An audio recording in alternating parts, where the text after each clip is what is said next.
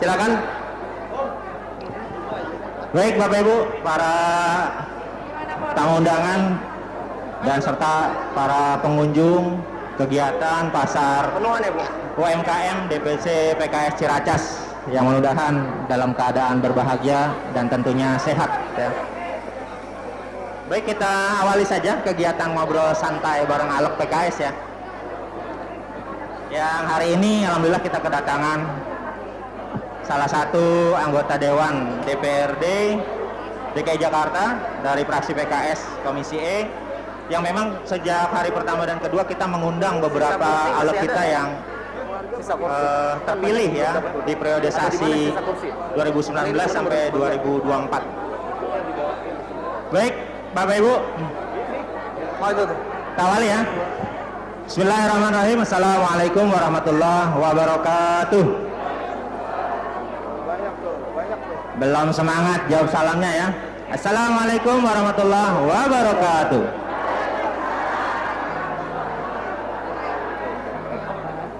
Alhamdulillahirabbil alamin. Allahumma shalli wa sallim wa barik ala nabiyyina Muhammadin wa ala alihi wa ashabihi ajmain. Amma ba'du.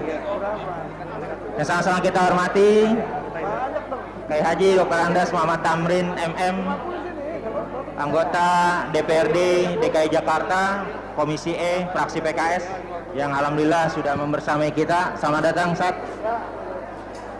Dan tentunya yang kita hormati Ketua DPC PKS Ciracas Bapak Haji Nurdin beserta jajarannya, dan tentunya Bapak Ibu para peserta, para pengunjung kegiatan UMKM Bazar Super Murah yang diselenggarakan oleh bidang ekonomi PKS Ciracas Jakarta Timur. Baik, mari kita awali acara ngobrol santai bareng Alek PKS dengan sama-sama membaca basmalah. Bismillahirrahmanirrahim. Baik Bapak Ibu, mungkin di antara kita sudah banyak mengenal ya dengan sosok yang ada di sebelah kanan saya di hadapan Bapak Ibu sekalian. Salah satu anggota DPRD DKI Jakarta. Sebelumnya mungkin saya sebutkan kurikulum beliau ya. Nama lengkap Muhammad Tamrin, panggilan Tamrin. Tempat tanggal lahir 5 September 1967. Alamat beliau saat ini tinggal di Jalan Haji Baping RT 12 RW 4 nomor 33 Kelurahan Susuk Jakarta Timur. HP mungkin jikalau perlu nih saya sebutkan 0818 873 638. Status marital beliau menikah dengan istri bernama Rinawati MPD, dan jumlah anak beliau saat ini dikaruniai dengan 3 orang anak. Hobi beliau silaturahmi. Ini baru sampai sini dulu nih saatnya saya bacain. Nah, mungkin Ustaz bisa sebutkan siapa kira-kira 3 anak yang tadi disebutkan dengan nama lengkapnya, Ustaz? Yang pertama Rumaisyah Izzah Az-Zahra, lahir pada tanggal 12 Oktober 1998 di hari Kamis pukul 9 pagi. Itu anak pertama tuh. Ya. Ya, anak keduanya Muti'ah Sabrina Az-Zahra, lahir pada tanggal 25 September dan lahir pada malam hari pukul 19.30 ba'da salat Isya. Oh, saya hafal ya. Yang ketiga yang terakhir, Ustaz. Yang ketiga Muhammad Samil Basayev, lahir pada tanggal 8 Juni 2008. Insyaallah hari ini sedang nyantren dan buat Ustaz Tamrin nih. Ini menandakan bahwa beliau ini cinta keluarga ya. Nah, mungkin kita dengan keluarganya. Menurut Ustaz nih, arti keluarga bagi Ustaz Tamrin nih? Nah, ini boleh nggak nih yang wawancara saya nyapa dulu sebelum. Oh, boleh Ustaz. Waalaikumsalam wabarakatuh. Alhamdulillah, Allahumma sholli ala sayyidina Muhammad wa ali Muhammad. Saya sangat senang bersyukur bisa hadir di Business Opportunity Expo yang dilaksanakan oleh DPC Ciracas. Dan insya Allah hari ini Tumbarwa bisa hadir, dan saya sudah mengajak semua relawan tim saya untuk hadir di pasar kita ini. Insya Allah yang mengikuti wawancara dengan saya dapat voucher. Ya, saya akan liatin satu persatu mana yang dari awal sampai habis. Kalau yang di tengah-tengah, ya nanti nggak dapat voucher. Jadi saya sampaikan hari ini kepada pengunjung pasar kita, siapa yang bisa mengikuti wawancara saya dengan Om Mulyana. Wah, ini luar biasa ya. Beliau adalah MC yang sangat master MC dia. Ya, Masya Allah ya, master seremonial. Baik, kita akan mulai. Pertanyaannya Mas Mulyana. Iya, tadi beliau sudah menyebutkan nama-nama sejam ya. Mungkin apa nih arti keluarga bagi seorang Ustadz Tamrin? Iya, kalau ditanyain apa arti keluarga bagi saya rasa jawabannya ini normatif sesuai dengan semua orang yang ingin berkeluarga. Keluarga adalah tempat kita bertemu, tempat kita berhimpun, tempat kita curhat, tempat kita bersenda gurau. Keluarga adalah tempat kita bertemu dengan anak, melepaskan lelah, menjadikan sebuah obat ketika kita nestapa. Ada istri ketika kita dalam keadaan duka, istri yang bisa menyemangati. Ada anak yang memberikan semangat, anak yang bisa memberikan spirit, semangat, doa. Sekaligus anak dan istri dari 80 cm, dan nggak boleh makan banyak yang terlalu manis karena itu bisa membuat kita tambah gemuk katanya ya, tambah penyakit dan sebagainya. Nah, inilah arti sebuah keluarga yang apabila kita pagi tadi nggak ketemu, mungkin kita pergi sudah di waktu pagi, tapi dia bisa menggunakan gadgetnya, dia bisa berkomunikasi dengan ayahnya, bisa berkomunikasi dengan ibunya lewat gadgetnya yang dia bertanya. Makanya keluarga itu sangat penting. Ketika kita pergi, beliau punya harapan. Ketika kita pulang, beliau punya rindu. Jadi jangan sampai kita satu keluarga pergi nggak diharapkan, pulang nggak dirindukan. Nah, ini jadi masalah. Makanya kita pergi yang diharapkan ya. Ketika kita pergi ketika kita dirindukan, pulang diharapkan gitu ya. Jadi kalau uminya pergi tuh, suami tuh gelisah gitu, ya Allah istri saya pergi nggak ada yang nemenin dah. Tapi kalau istrinya pergi, alhamdulillah. Nah, ini ada masalah nih ya. Kalau ada istrinya pergi, alhamdulillah. Kadang-kadang suaminya nanyain, Mi, kapan perginya? Buru-buru dong. Nah, ini ada apa nih? Maka mungkin suaminya terasa istrinya cerewet gitu kan. Cerewet sih enggak, cuma kosakatanya melebihi dari 25.000 per kata gitu kan. Itu alias cerewet gitu kan. Makanya suami juga begitu. Kalau suami di rumah belum pergi-pergi ditanya, ayah kapan perginya? Nah, ini ada sesuatu nih, apa nih gitu kan. Mungkin cinta, mungkin juga gedek juga di rumah melulu gitu kan. Makanya kita harus pergi. Ketika suami pergi, ketika istri pergi dirindukan, ketika istri pulang, suami pulang diharapkan. Jadi yang saya tangkap nih dari penjelasan Ustaz Tamrin, arti keluarga bagi beliau itu adalah segalanya ya. Oh iya, jelas. Artinya karena memang kita berawal ya, bahkan kesuksesan hidup kita pun dari keluarga. Karena kesuksesan itu Pak Mulyana ya, suami yang sukses pasti di belakangnya punya istri yang hebat. Nabi Muhammad sukses karena ada Khadijah. Ya. Kalau Nabi Muhammad sukses gak ada Khadijah, Masya Allah. Usia 25 tahun Nabi mengakhiri lajangnya, kemudian menikah dengan Khadijah yang berusia 40 tahun. Di saat-saat Khadijah itu yang memberikan semangat, yang memberikan kekuatan kepada Nabi Muhammad, sehingga Nabi Muhammad itu sukses. Maka sekarang itu terjadi, orang-orang bilang di balik suami yang hebat pasti ada istri yang penyemangat. Wah, bayangin tuh, istri satu aja hebat. Cuman buat para istri berarti nih. Iya, istri satu aja hebat, apalagi dua kan? Wah, Masya Allah. Itu saya nggak mau di situ tuh. Ya baik, masalah ya. Paparan beliau nih.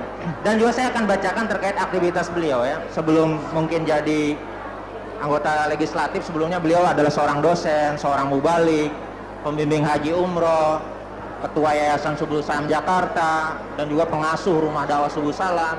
dan juga sebagai konsultan keluarga ya yang kita ingat. Dan sekarang dengan amanah barunya yang mungkin jauh lebih sibuk dan sebagai anggota legislatif nih, bagaimana nih Ustaz Amri mengatur waktu yang begitu padat aktivitasnya bisa punya peran yang banyak, baik ayah dari anak-anak, suami dari istri, pelayan masyarakat, terus dai-nya juga nih pulang kalau nggak salah habis dari maulid tadi. Iya, di 3 saya titik, salin gitu. di mobil ini, buka baju di mobil. Nanti habis ini saya salin lagi untuk ceramah maulid lagi di DPD.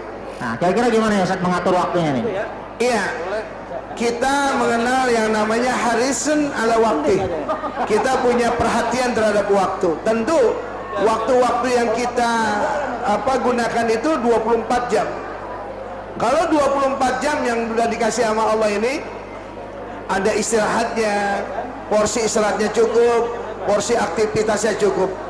Makanya aktivis itu selalu beliau itu melakukan sesuatu itu harus ada manajemen waktunya.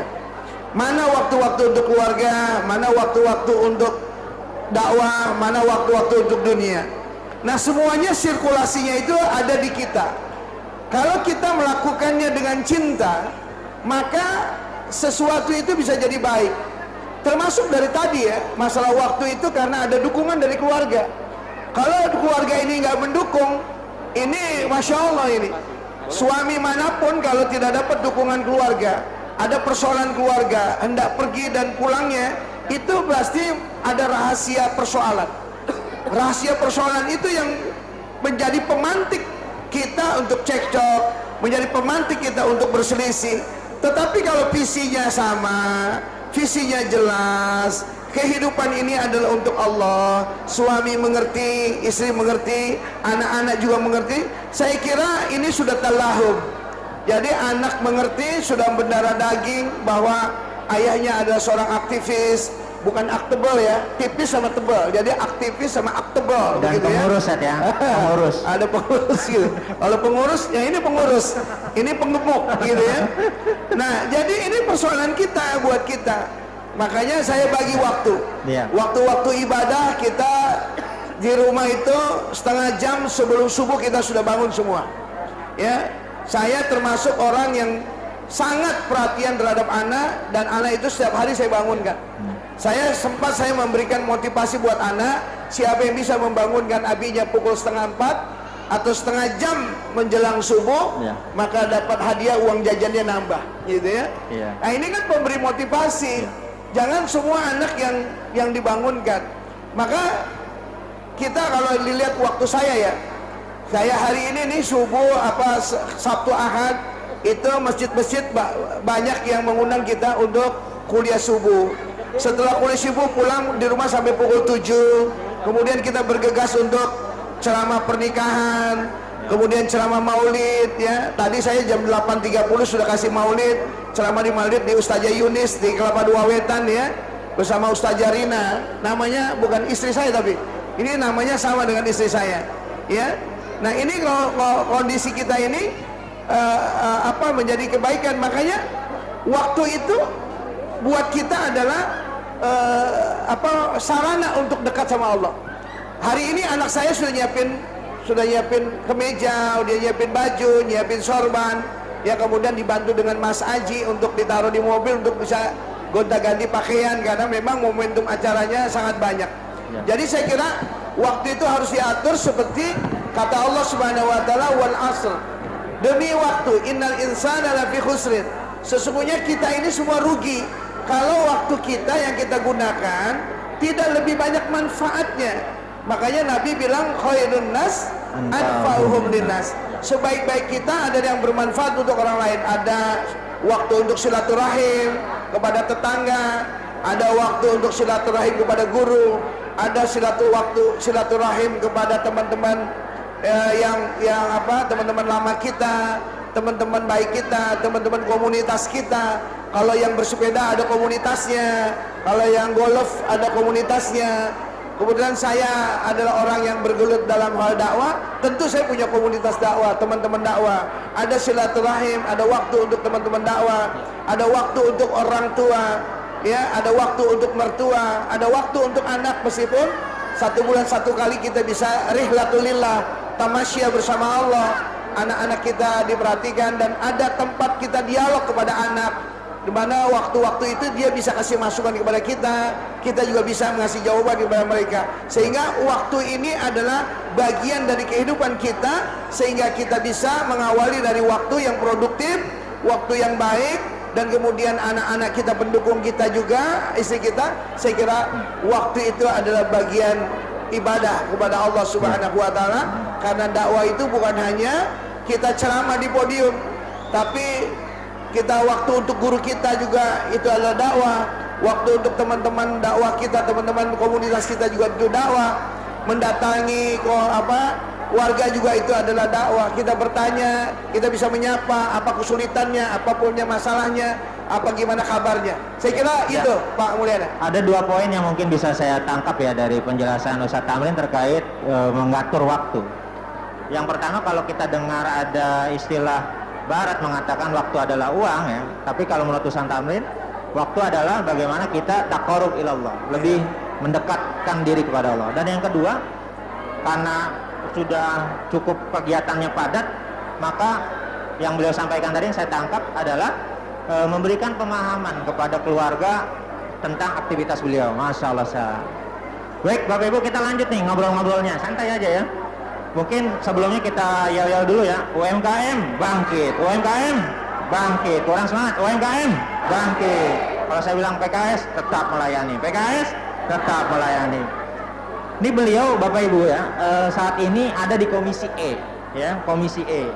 Jadi DPRD itu ada 5 komisi saat ya. Ya. Ada A, B, C, D, E, dan beliau ada di E, membidangi tentang KESRA, kesejahteraan rakyat. Meliputi apa saja? Meliputi sosial, pendidikan, kesehatan, olahraga dan pemuda, pemberdayaan masyarakat dan perempuan, perlindungan anak, keluarga berencana, perpustakaan dan arsip daerah, serta RSUD dan RSKD, dan mental spiritual. Nah, kira-kira dengan pengalaman Ustaz Tamrin yang mungkin sejak 2019 saat itu sudah mulai dilantik sebagai wakil rakyat, informasi apa nih yang bisa didapat dari teman-teman terkait ke komisi EAM ya, bidang KESRA ini? Silakan saya. Iya, bagian KESRA itu adalah bagian yang di ujung masyarakat, pelayanan kepada masyarakat. Salah satunya adalah bidang sosial.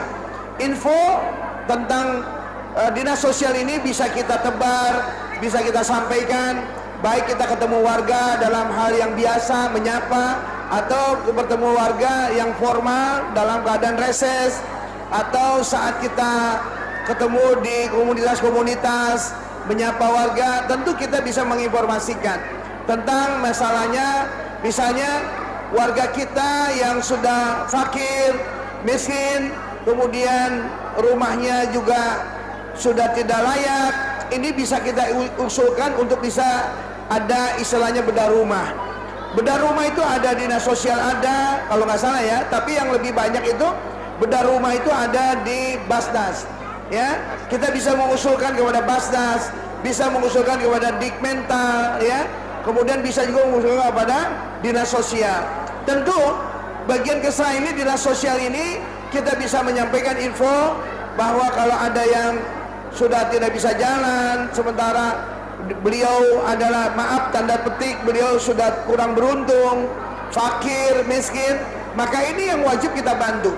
PKS harus tampil di depan, PKS harus siap melayani warga, PKS harus siap melayani warga, masyarakat dan sekitarnya, supaya bisa menjembatani visinya gubernur, maju kotanya, bahagia warganya.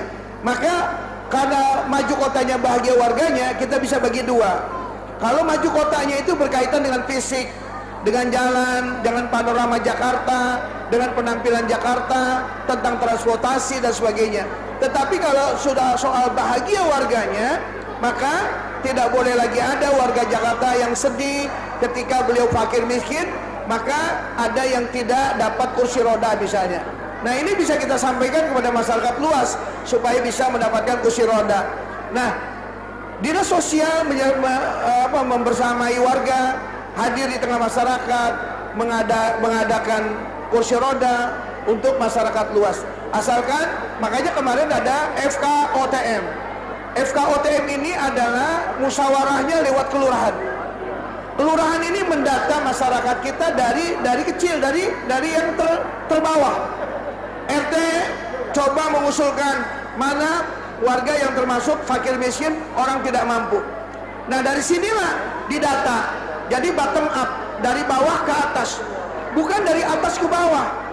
Kalau dahulu masa-masa awal-awal COVID itu dari atas ke bawah. Data yang ada di Diskominfo, data yang ada di Biro Pemerintahan, itu dia data yang ada di dinas sosial, itu langsung aja tuh lewat data itu sudah ada verifikasinya tentu. Tetapi ada bagian-bagian warga yang memang tidak dapat. Tetapi kemudian Pak Anies ceki dinas sosial, membuka tentang dinas sosial ini dari awal, dari bottom up, dari RT, RW, kemudian lewat kelurahan. Saya hadir, saya membersamai semua beberapa kelurahan untuk menjaga warga-warga kita yang fakir miskin dan orang tidak mampu jangan sampai tidak terjadi, tidak mendapatkan pelayanan dari pemerintah daerah DKI Jakarta. Dalam soal misalnya keumatan, kita bisa menyampaikan bahwa guru ngaji ya yang terdaftar di DMI, guru ngaji yang hari ini yang tidak ada di masjid, tidak ada di mushola, tapi ada di sekitar warga yang dekat dengan masjid, bisa direkomendasikan lewat masjidnya untuk mendapatkan guru ngaji. Dan hari ini kemarin kita di bulan November, di pertengahan November sudah ada data yang akan diberikan guru ngaji sebanyak 3.000 sekian, ya, 3.000 sekian guru-guru ngaji TPA, bukan guru ngaji ibu-ibu, tapi ya guru ngaji TPA, TPQ, ya, TKA yang memang menggunakan garasinya, yang menggunakan rumahnya. Nah, itu yang kita prioritaskan. Dengan demikian, kita di bagian Kesra tidak boleh ini ditutup, harus dibuka kerannya, ya. Maka dakwah itu seperti air, mata air yang didatangi warga. Tapi kalau air hujan yang memberikan kebaikan bagi masyarakat, di mana-mana turunkan. Ya, makanya harus seperti mata air yang siap didatangi, siap dikasih informasi. Nah, itu bagian dari Biro Dikmenta, gitu. Nah, ini ada lagi bagian misalnya bagian tentang olahraga. Masyarakat luas boleh meminta sarana olahraga, ya, sarana olahraga yang disiapkan oleh pemerintah daerah, ceki dinas olahraga, misalnya bola pingpong, meja pingpong, ya. Bahkan kalau masyarakat yang nggak punya lapangan futsal, itu bisa mengusulkan kepada pemerintah tanahnya miliknya yang nggak digunakan, bertahun-tahun tidak dibangun rumah, itu bisa dipinjamkan kepada pemerintah daerah. Kemudian pemerintah daerah membangunkan sarana futsal, kemudian dia mengelola kantinnya. Nanti setelah 5 tahun, maka itu menjadi pemilik lapangan bola itu, lapangan futsal itu, pemilik dari yang peminjaman tanahnya. Sehingga maka di bidang Kesra ini banyak yang bisa kita sampaikan kepada warga. Pemanfaatannya 5 tahun ya tadi ya. Oh iya, banyak sekali. Fasilitas, jadi fasilitas olahraga yang memang ada di lingkungan kita, tanah-tanah kosong itu bisa dimanfaatkan. Ya. Diajukan tadi ke bagian dinas olahraga, dimanfaatkan untuk fasilitas olahraga. Namun memang mungkin perjanjiannya sampai 5 tahun tidak dimanfaatkan untuk pemukiman dulu. Gitu. Baik, Sat. Ini cukup menarik diskusi kita dan sekaligus menambah pemahaman kita terkait kedewanan ya, Bapak Ibu ya. Nah, ini ada pertanyaan terakhir nih Sat nih. Terkait kegiatan kedewanan itu kan ada selain sidang-sidang ya, sidang komisi, sidang praksi, sidang paripurna seluruh dewan, ada kegiatan yang sifatnya eksternal, ada kunjungan kerja, ketemu konstituen melalui rises dan juga mungkin sosperda. Nah, ada hal-hal apa yang kira-kira Ustaz rasakan selama ini, hal menarik apa, hal yang berkesan apa dalam melakukan beberapa kegiatan tersebut? Salah satu tugas anggota dewan adalah mengunjungi konstituen, datang ke dapilnya dengan ada 2 cara. Cara pertama adalah kita diberikan reses namanya. Reses itu adalah serap aspirasi, sehingga dewan ini datang mengunjungi dapilnya, mengunjungi konstituennya. Maka itu adalah untuk satu, kalau ada janji bisa ditepati janji-janjinya ketika dia pemilu, ya apa janjinya bisa didiskusikan. Kemudian konstituennya minta sesuatu, ada melaporkan kegiatan warga, ada persoalan warga yang di tengah masyarakat, misalnya saat datang penghujan, musim penghujan, banjir, maka kita bisa mencatat bagian mana yang harus Pemda hadiri. Kemudian dewan di masa reses itu bisa melaporkan di dalam administrasi laporan resesnya yang akan dibacakan di sidang paripurna secara keseluruhan pemandangan umum dari fraksi PKS, atau dewan itu langsung berkomunikasi aktif dengan camatnya, dengan wali kotanya, dengan gubernurnya perihal tentang kesulitan-kesulitan warga yang tidak masuk di musyawarah perencanaan pembangunan Musrembang. Hari ini kita berhasil untuk mengadvokasi warga di Cibubur, di Ceger, ya, di Cipayung. Kemudian bahkan besok saya akan datangi dapil yang bukan di dapil saya, ya, karena saya kan karena miliknya PKS, jadi ada warga PKS yang kesulitan, ya kita bukan hanya bekerja, memang bekerja itu sesuai dengan dapilnya, tetapi jangan cuma kalau memang ada bagian-bagian masyarakat di luar dapil kita ada yang membutuhkan kita, ya kita juga siap hadir, ya. Makanya reses ini adalah jembatan komunikasi antara ALEG dengan konstituennya, dengan warga dan masyarakat. Karena banyak masyarakat itu yang mau ketemu dengan anggota dewannya pagi-pagi sudah jalan, rapat ini rapat itu, pulang sudah malam, sehingga sulit untuk ketemu dengan anggota dewannya, ya. Nah, di reses inilah semua kegiatan anggota dewan itu off, karena sudah ditentukan waktunya. Ini waktu sudah untuk reses, ketemu dengan warga, ketemu dengan konstituen, dan di dewan tidak boleh ada aktivitas apa-apa. Dan itulah diketuk di BAMUS namanya, Badan Musyawarah, mengetuk reses itu tanggal sekian, tak, tanggal sekian, tak, gitu kan. Maka dewan nggak boleh ada kegiatan yang lain, maka diadakan reses ketemu, sehingga komunikasi silaturahmi antara anggota dewan dengan masyarakatnya, dengan warganya, dengan konstituennya terjalin dengan akrab, terjalin dengan baik. Dan kalau orang terdekat konstituennya minta sesuatu, ini biasanya anggota dewan itu cepat, actionnya, mengeksekusinya cepat. Kalau itu ada di ranahnya camat, tinggal dikoordinasi dengan camat, dengan kasatpol, ya. Kemudian dengan wali kota, dengan asistennya, dan sebagainya. Ini bagian yang paling penting. Nah, itu adanya di reses.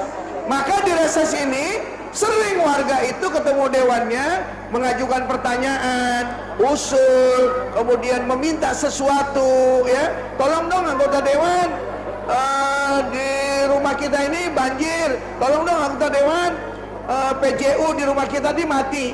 Ini tadi malam PJU di RW 3 sedang dieksekusi, sedang dinyalakan semuanya. Kenapa? Karena Pak RW-nya yang baru, Pak Sanusi, telepon saya, RT-nya Kelurahan Cibubur RW 3. Itu tadi malam saya ngisi maulid di sana, di Mushola Al-Ikhlas, ya. Ketika di Mushola pun RW sambutan itu kaitannya bukan lagi maulid. Tolong Pak Dewan, rumah lampu kita mati gitu. Sehingga maulid buat lagi tema maulid, tapi temanya tema reses tadi malam, ya. Jadi Masya Allah, akhirnya tadi malam pukul 21.30 itu sudah dibetulin semuanya, Insya Allah. Dari 10 titik tadi malam sampai tadi malam baru 5 titik yang sudah dibetulin, dan kasatpolnya itu laporan ke kita, Pak Kiai izin, sudah ini. Nah, itulah kegiatan bahwa anggota dewan tidak boleh merasa terbebani, tidak boleh merasa capek, merasa lelah, karena memang mereka diamanati oleh partai menjadi wakil PKS untuk hadir membersamai kesulitan warga. Makanya tema tagline kita adalah bersama PKS untuk rakyat. bekerja melayani untuk rakyat. Kasih plus dong, ya. Jadi ini luar biasa. Dengan saya hadir di tengah masyarakat, ini menunjukkan bahwa PKS dengan anggota dewannya sudah bekerja linier. Di tataran pusat sudah bilang bahwa PKS adalah melayani, peduli kepada rakyatnya. Di bawahnya anggota dewannya aktif. Makanya tadi malam saya sampaikan Pak Haji Nurdin sebagai ketua DPC ini, kalau Bapak ada sesuatu keperluan dengan anggota dewan, bukan hanya ada di reses saja, bisa disampaikan oleh ketua DPR, bisa disampaikan ketua DPC, kemudian ketua DPR, ketua DPC bisa memerintahkan anggota dewannya. Jangan dibalik, anggota dewan minta dilayani oleh ketua DPR-nya, minta dilayani oleh ketua DPC-nya, tetapi yang benar adalah warga, masyarakat, kalau kesulitan sesuatu, dia bisa ngomong kepada ketua DPR-nya, pengurus DPR-nya yang ada di sekitar masyarakatnya, menyampaikan salam kepada anggota dewannya, kemudian ketua DPC menyampaikan, kemudian beliau memerintahkan kita. Dan saya kalau diperintah sama Haji Nurdin sebagai ketua DPC, belum pernah kita, oh maaf Haji Nurdin yang lain aja, belum pernah. Ini ada orangnya ini. Kalau seperti sholat kita walad dolin, amin. Jadi kalau bilang, Kiai Tamrin tolong nih warga ini begini, siap. Nggak ada. Ntar lihat-lihat dulu ya Pak, lihat-lihat dulu waktunya nih, saya baru pulang, nggak boleh begitu. Jadi PKS itu seperti pemadam kebakaran, ya. Dia ketika ditelepon harus segera datang, ya. Jadi pantang pulang sebelum padam. Jadi PKS pantang pulang sebelum urusan warga selesai. Terima kasih, Ya. Masya Allah. Baik, luar biasa ya paparan dari dewan kita yang hari ini bersamai kita, teman-teman. Paling enak makan opor, Cakep. makannya bareng sahabat. PKS selalu jadi pelopor, tetapi istiqomah melayani umat dan rakyat. Baik Bapak Ibu, ada sesi tanya jawab mungkin ya untuk 2 orang. Kami persilakan dari para peserta, ada yang ingin ditanyakan kami persilakan. Ada? Mumpung ada, ya Ibu satu. Ya. Ini nanti. Silakan Ibu. Ibu ini dulu ya, nanti Ibu. Assalamualaikum warahmatullahi wabarakatuh. Kiai, ada beberapa pertanyaan dari warga yang saya temui. Agak kencengan ya, kurang dengar ya. Jika kan kita lagi menggalakkan KTA. Apa? KTA. Oh, KTA. Nah, ini ada beberapa warga yang memang tempat tinggalnya tuh nggak jelas gitu. KTP-nya dia KTP luar DKI. Dia hanya pakai domisili. Apakah itu termasuk bisa membuat KTA? Karena banyak keluhan-keluhan juga karena dia domisili, terus KTP-nya kan sekarang KTP hanya satu. Secara yang diakui itu cuma satu. Jadi ada keluhan juga tidak dapat bantuan, terus tidak dapat pelayanan yang maksimal. Nah, bagaimana solusi kita untuk menjelaskan? Terima kasih. Ya, bagaimana? Ini Ustazah Minardi. Ya, Masya Allah, terima kasih. Kita beri plus buat Ustazah Minardi ya. Jadi begini Ustazah, kalau ada teman kita, tetangga kita yang mau buat KTA, sementara dia KTP-nya tidak sama dengan tempat kita tinggal, ya nggak apa-apa, dibuatkan saja. Nanti bisa dikomunikasikan dengan DPC-nya, sampaikan kepada ketua DPR-nya, sampaikan kepada ketua DPC-nya, misalnya saja Pak Haji Nurdin, saya punya teman, tetangga saya ngontrak di rumah saya, rumahnya di Jati Asih. Berarti kan ini kan wali kota Bekasi ya, Jawa Barat. Nanti Pak Haji Nurdin bisa memberikan jawaban. Oh ya, nanti saya sampaikan ke sana ya, dengan KTA tempat tinggalnya sama, atau ada ada kebijakan lain. Nah, tentu beliau yang sangat tahu nih. Kita berikan kepada Pak Haji Nurdin untuk bisa menjawab. Ya, luar biasa ini. Saya langsung aja jawab. untuk pembuatan KTA walaupun berasal dari daerah yang berbeda tetap diproses ya, tetap diproses. Nanti alamatnya tetap sesuai dengan KTP yang bersangkutan ya, diterbitkan tetap oleh misalnya oleh Ciracas, terbitkan Ciracas ya. Jadi tidak kemudian dikembalikan ke sana, nggak mesti gitu juga, boleh tetap berada di wilayah dia di mana dia beraktivitas ya. Saat ini yang daftar dari Bekasi ada yang dari Sumatera ada ya, karena dia nyari kerja di sini tapi KTP-nya masih sana, nggak apa-apa, kita buatkan juga di sini, kira-kira gitu Kiai. Baik, alhamdulillah. Ya, terima kasih Bu. Jadi memang bisa dibuat di kita di DPC Ciracas sesuai domisili. Baik, satu lagi Ibu, silakan.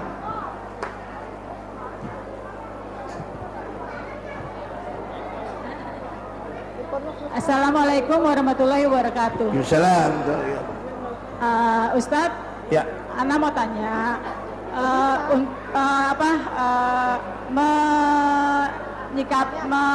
memahami dari keterangan Ustadz tadi bahwa untuk masalah Ustadz di bidang kesra itu masalah pendidikan. Ustadz, Ana mau tanya masalah pendidikan. Itu pemerintah kan mengeluarkan kartu KJP. Sementara KJP itu kan kartu Jakarta Pintar.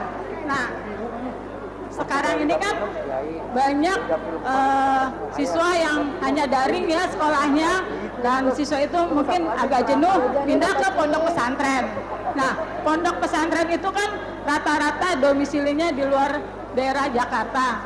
Untuk memanfaatkan bantuan dari pemerintah, apa kita bisa beralih ke kartu Indonesia Pintar? Caranya bagaimana? Satu itu, terus kedua, untuk pembuatan kartu lansia harus mengajukannya kemana? Gitu. Terus ketiga, banyak nih Ustadz. Ketiga lagi, bagaimana kita menyikapi dalam masa pandemi ini untuk warga yang telah mengibarkan bendera putih. Dalam arti kata, efek daripada pandemi dia sudah dikeluarkan kerja, terus rumah mengontrak, apa dari PKS ada bantuan untuk apa tiap bulannya atau bagaimana? Mohon keterangannya Ustadz. Ya, baik. Yang pertama tentang masalah KJMU, bagaimana KJP ketika anak pindah ke pesantren. Memang ketentuannya adalah Pemda hanya bisa memberikan bantuan bagi orang atau warga yang sekolahnya berdomisili di Jakarta, Bu. Nah, itu. Nah, sementara bagaimana kalau anaknya di pesantren? Apakah bisa dialihkan kepada kartu Indonesia Pintar? Sebenarnya bisa. Nanti bisa kemudian dijembatani, karena memang begitu juga. KJP seperti misalnya ya DTKS ya. DTKS itu data terpadu kesejahteraan sosial itu adanya di Kemenkes. Jadi kalau kita itu bilang kenapa nih kok belum ada di DTKS? Karena belum diinput oleh pemerintah pusat. Jadi Pemda itu sulit juga, Bu, ketika kita mau membantu menolong, karena memang belum ada dari tercatat di Kemenkes ya. Makanya maksudnya Kementerian Sosial ya, bukan Kemenkes ya, Kementerian Sosial. Nah, ini yang menjadi bagian buat kita kesulitan komunikasi, sehingga kita harus komunikasi dengan anggota DPR RI pusat supaya bisa menjembatani. Yang kedua misalnya vaksin ya. Vaksin itu orang mau umroh itu harus namanya apa? Yang dari Jerman itu? Pfizer. Pfizer ya, Pfizer. Sementara kita disuntiknya adalah Sinovac. AstraZeneca. Nah, hari ini protes keras ini. Ternyata vaksin Sinovac itu tidak diterima di Saudi. Di Saudi pengennya Pfizer. Ketika ada jamaah yang datang ke saya, maka saya telepon kepala dinasnya harus berkonsultasi dengan Kemenkes. Dengan Kemenkes nggak boleh, nggak bisa. Akhirnya kita, kalau ranahnya pusat, kita nggak bisa tuh, kesulitan. Makanya dialog ini harusnya ada DPR pusat juga, sehingga dialog-dialog ini apa yang bisa ranahnya pusat dijawab oleh ranahnya pusat, yang dijawab oleh ranahnya daerah, Pemda DKI Jakarta, saya yang bertanggung jawab, saya akan menjawab. Ya, jadi gitu Bu ya. Yang kedua tentang masalah lansia. Ibu lansia bisa daftar ke saya, bisa daftar ke istri saya. Ya, nanti bisa dikomunikasikan dan bisa diserahkan. Tetapi lansia itu sudah tutup ya. Mana istri saya di sini? Istri saya lagi belanja nih, jangan-jangan. Nah, itu. Nah, lansia masih bisa Mi? Tutup Bu. Nah, tapi nggak apa-apa, Ibu kalau memang ada lansianya diserahkan dulu aja datanya. Nanti begitu pas buka kita masukin lagi, kita kawal. Jadi jangan lagi begitu pas masuk Ibu lupa lagi ngasih datanya, sehingga kita juga lupa ngasih ke Ibu informasi ke Ibu, sehingga ada deadlock, ada yang nggak bisa stagnan gitu ya, diam di tempat. Maka hari ini Ibu bisa catat nomor istri saya, bisa catat nomor aspri saya, bisa ke rumah Bu. Jadi ibu-ibu sekalian, kalau Ibu kesulitan menyampaikan data apapun, Ibu tidak perlu repot-repot telepon saya. Ibu datang aja ke rumah. Di rumah saya ada rumah aspirasi. Rumah aspirasi, saya menaruh satu staf di situ, namanya Mas Taufik. Itu Ibu kapan waktu dari jam 8 sampai pukul 17 bisa ketemu dengan beliau. Kenapa saya mengambil satu staf untuk di rumah? Supaya ibu-ibu tidak kesulitan ketemu dengan anggota dewannya. Aduh Pak Ustadz, mau ketemu, mau nyerah ini kok susah. Makanya saya menaruh staf saya satu orang di rumah, untuk ibu-ibu bisa yang pengen hadroh, yang pengen rebana, yang pengen sarana olahraga meja pingpong, yang pengen apa lagi? Kalau jalan-jalan enggak Ibu ya? Yang pengen jalan-jalan enggak itu ya? Yang pengen lansia, Ibu bisa ketemu Senin sampai dengan hari Sabtu. Hari Ahad beliau libur ya. Jadi ini gambaran kita bahwa saya siap melayani Ibu. Ibu, Bapak gampang ketemu dengan saya. Kalau saya ada di rumah, ketemu dengan saya pagi-pagi. Tapi kalau saya sudah berangkat, Ibu nggak perlu nyusul saya ke Kebun Sirih. Jauh ongkosnya Bu ya. Ya, di sana pun Ibu harus ngisi dulu buku tamu. Kemudian udah janji apa belum? Mau ketemunya urusan apa? Ribet. Makanya Ibu bukan ribet PKS nggak mau ditemuin, bukan. Karena PKS setiap saat itu bergelombang, banyak sekali orang yang datang. Sehingga yang diterima yang sudah appointment, yang sudah ada janji-janji dulu. Oh ya udah janji. Nah, nanti saya sampaikan kepada staf fraksi. Ada namanya Ibu Maimunah ketemu saya nanti ya, suruh ke ruangan saya. Nah itu sudah janji. Tapi bagi yang mendadak, emergency, penting, Ibu bisa datang ke rumah, Ibu bisa sampaikan di rumah, nanti tercatat. Ibu minggu depan, bulan depan Ibu bisa kembali lagi tanyakan, atau Ibu tinggalin nomor telepon Ibu, nanti staf saya menghubungi, halo Ibu, ini sudah selesai. Begitulah cara Muhammad Tamrin melayani, begitulah cara Ustadz Tamrin bisa hadir bersama warga, dan insya Allah Ustadz Tamrin tetap dan terus melayani seperti PKS, membersamai dan terus bersama rakyat. Takbir. Allahu Akbar. Baik, Masya Allah. Baik Bapak Ibu, sungguh sangat inspiratif dan juga sekaligus menambah ya wawasan kita terkait kepartaian, kedewanan, dan sekaligus juga bisa mengenal salah seorang caleg dari DPRD DKI Jakarta fraksi PKS yang memang sebenarnya kita mengundang dari DPR RI ya. Namun karena agenda cukup padat, akhirnya tadi Ustadz Mardani hanya sebentar bisa hadir saat, jadi tadi mau ditandem DPRD dan DPR RI. Mungkin lain kesempatan dan waktu kita bisa lanjutkan. Tapi barangkali panitia